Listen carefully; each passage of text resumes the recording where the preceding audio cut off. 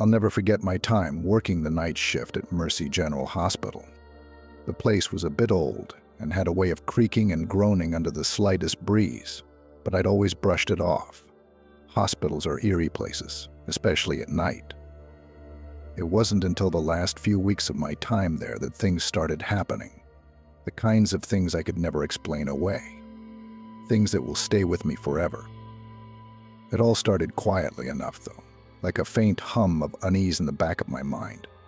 I had a coworker, Sam, who was friendly enough, maybe too friendly in retrospect.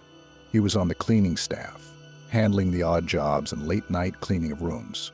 I'd see him in the hallways, sometimes mopping up spills or restocking shelves. Sam wasn't exactly new to the hospital, but he'd just started doing nights, and he always seemed interested in whatever I was doing. At first, I chalked it up to him being friendly, or maybe just a bit lonely. I was polite back, nodded to him, and went on with my rounds. A few weeks in, though, I began noticing that Sam had this habit of being in places he didn't need to be. I worked in a different part of the hospital, managing paperwork and assisting nurses when they needed an extra hand.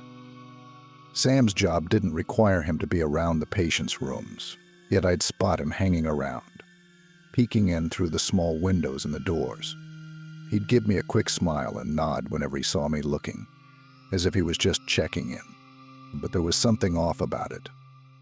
I couldn't shake the feeling that he was watching. Not in the curious way people sometimes do, but in an almost calculated way. One night I came into work to find that the hospital had a patient transfer from the psych ward of another facility, an older man who was said to have severe dementia and paranoia. The nurses briefed me that he'd often wake up in the middle of the night screaming, sometimes about someone trying to get into his room. The man's fear was so intense that they'd had to put him on sedatives just to keep him calm. Well, they assumed it was his condition, his mind unraveling and feeding him nightmares. But I'd be lying if I said his terror didn't start to affect me.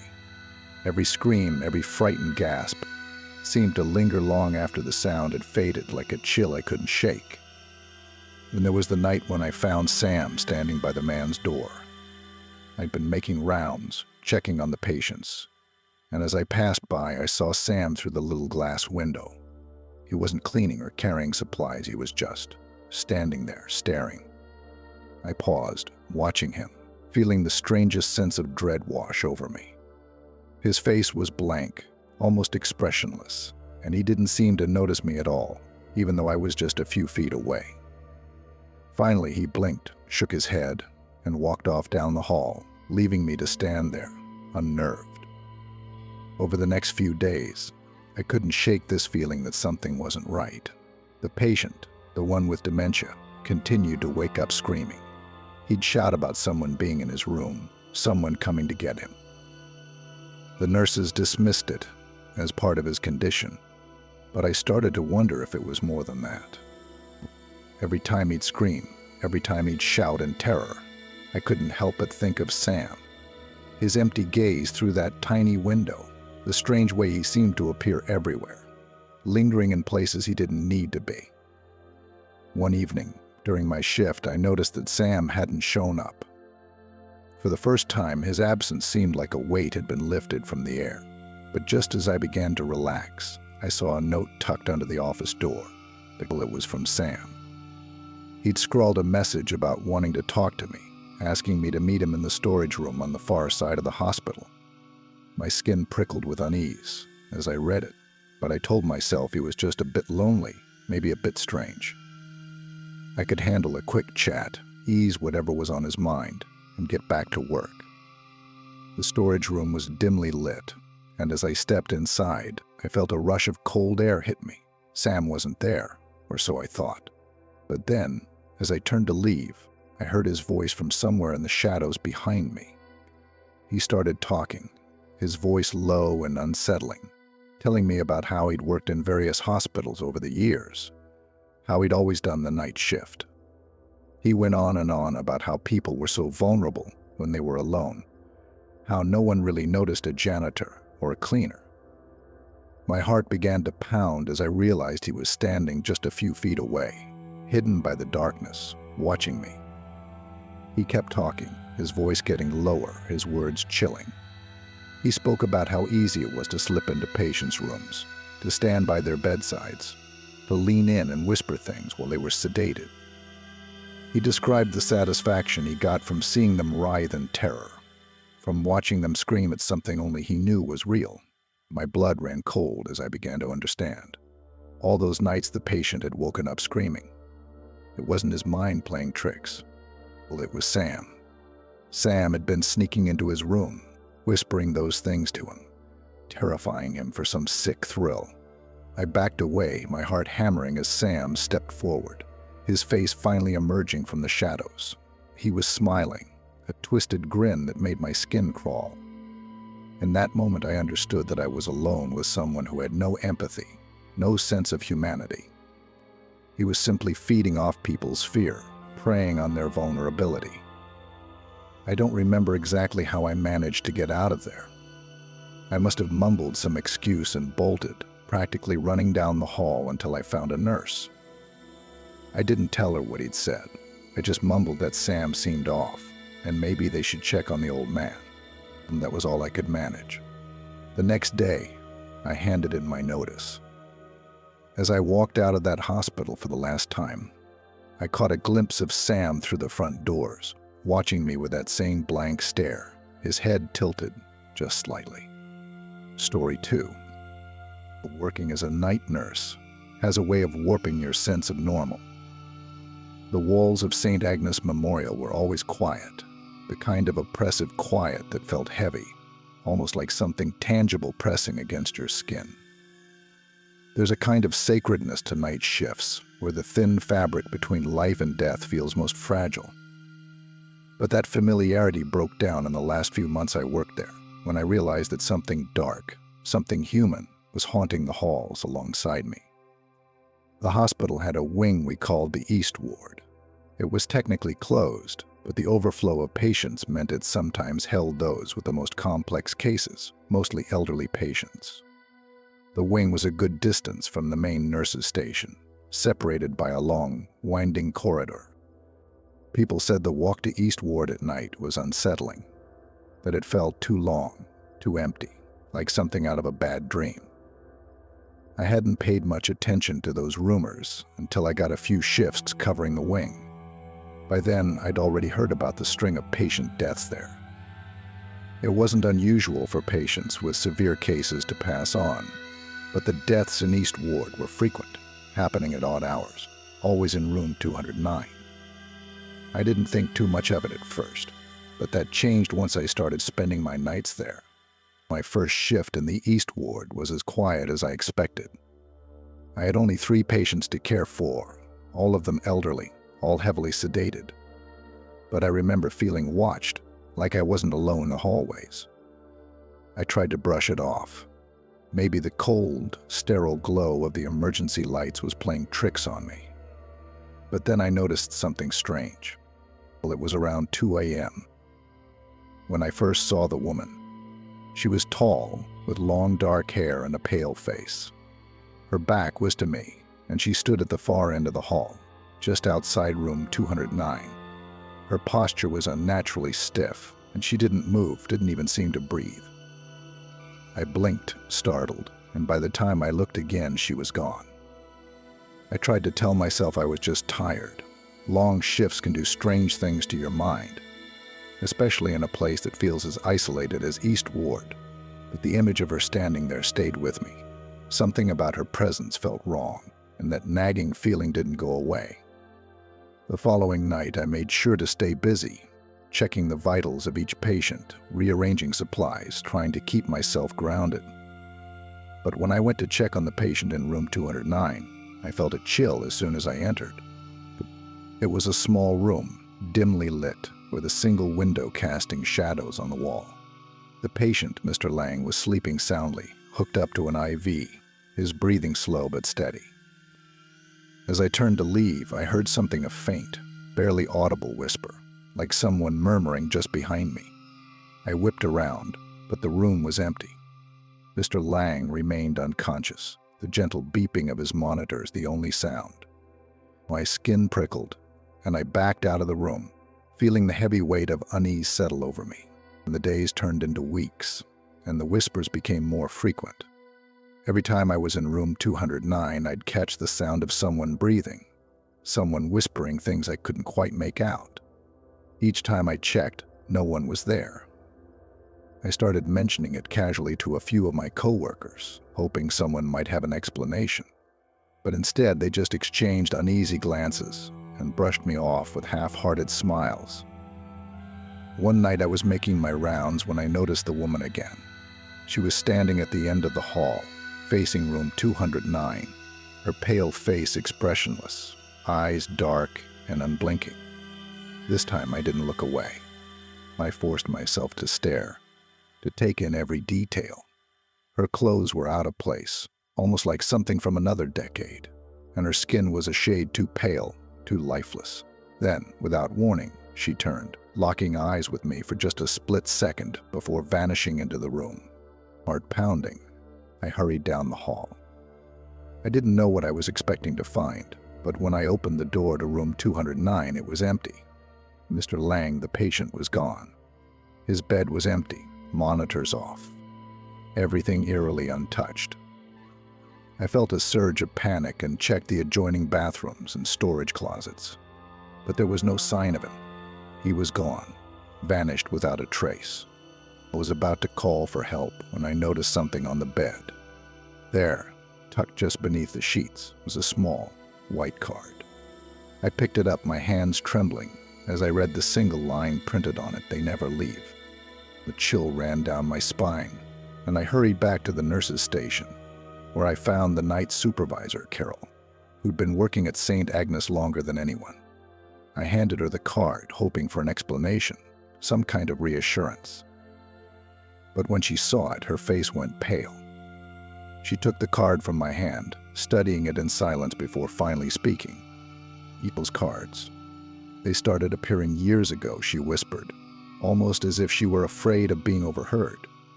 "Each time a patient disappears from room 209, we find one of these cards.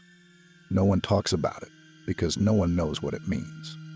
Her words sank in slowly, filling me with a growing sense of dread. Over the next few weeks, I tried to keep my distance from East Ward. But the mystery of room 209 haunted me, and I couldn't let it go. One evening, just before my shift ended, I decided to look through the hospital records, searching for any information on past patients of room 209. The files were old and brittle, yellowed with age, but the further I went, the more I noticed a pattern. Dozens of patients had vanished from that room, each with no explanation, their names quietly removed from the records. And every record had one thing in common: a white card, found neatly folded beneath the sheets, with the same haunting message: "They never leave." I left St. Agnes a few months later. The memories of room 209 burned into my mind. Even now, when I think about that empty bed and the woman standing in the hallway, I wonder how many others felt the same, how many vanished without a trace, and if one day I'll find myself in a hospital room just like it, somewhere no one ever truly leaves. During my final year of nursing school, I picked up extra shifts at Riverside Memorial. It wasn't the oldest hospital in town, but it had this outdated, almost forgotten wing known as South Hall. South Hall was avoided by most of the staff, especially at night. Most of the rooms there were used for storage, but a few, like room 314, were kept open for overflow patients. The regulars on the night shift would joke that South Hall was haunted, that anyone who stayed too long in room 314 came out different if they came out at all. I always brushed it off. There's nothing like the smell of antiseptic and fluorescent lights to make you believe you're safe. One rainy evening, just before my shift began, I was told we had a patient with severe pneumonia who needed isolation, and only South Hall had available rooms. I was a little nervous, but I took it as a challenge. I wasn't about to be scared off by some old hospital wing. The patient, Mrs. Winslow, was an elderly woman with a fragile, delicate look, her silver hair tucked under the thin, yellowed sheets of room 314. She barely spoke, her voice barely a rasp. And when she did speak, it was always to say the same thing: he's coming. At first, I thought she was just delirious from the infection. Delirium wasn't uncommon in patients of her age, and her condition had been complicated by several issues. But her eyes, they seemed fixed on something far away, something in the shadows just beyond her reach. Even when I tried to reassure her, telling her it was only me in the room, she'd just close her eyes and murmur, "He's coming." Well, at first night, things seemed fairly routine. I set up her monitors, made sure her IV was running, and kept an eye on her breathing. She fell asleep quickly, and the hours passed slowly, the quiet of South Hall only broken by the faint hum of medical equipment and the distant sounds of carts being pushed down linoleum floors. But around 3 a.m., a sound caught my attention, a soft scratching, like nails dragging lightly along a wooden surface. It was subtle, but it didn't stop. I tried to tell myself it was just the pipes, or maybe an animal somewhere in the walls. But deep down, I knew it wasn't. I checked on Mrs. Winslow, and her eyes were open, wide and glassy, staring straight ahead at the door. I couldn't get her to respond. She was completely still, except for her faint, shallow breaths. I don't know why, but something about the way she stared put me on edge. She looked as though she were waiting, like she expected something to happen, or someone to arrive. The scratching sound grew louder, closer, and I could feel my heart begin to pound. I scanned the hallway, but the lights were dimmed for the night, casting long shadows that made everything look distorted and strange. I quickly reminded myself it was a hospital, not some haunted house. Still, the air felt heavy, almost suffocating. The following night, Mrs. Winslow seemed even weaker. Her breathing was labored, and her eyes stayed closed more often than not. But whenever she did open them, they'd fixate on the door. "He's here," she whispered at one point, her voice a breathy echo. I looked over my shoulder reflexively, my nerves fraying, but again the hallway was empty. I began noticing odd things in room 314. Objects wouldn't be where I'd left them. A pen from my pocket, a clipboard, even the remote for the bed adjustments, all of it, would disappear and turn up in strange places around the room. One night I came in to find a chair had been moved right up to the side of Mrs. Winslow's bed, as though someone had been sitting there, watching her. But I was the only nurse assigned to her. I was certain of it. Then came the night she died. Well, it was my third night with her. She'd slipped into unconsciousness earlier in the evening, her breathing shallow but steady. As the hours ticked by, I sat beside her, thinking it would be my last time seeing her. Sometime around 4 a.m., the scratching started again, louder than ever, more persistent. I stood, looking around, trying to figure out where it was coming from. But it seemed to echo from all around the room.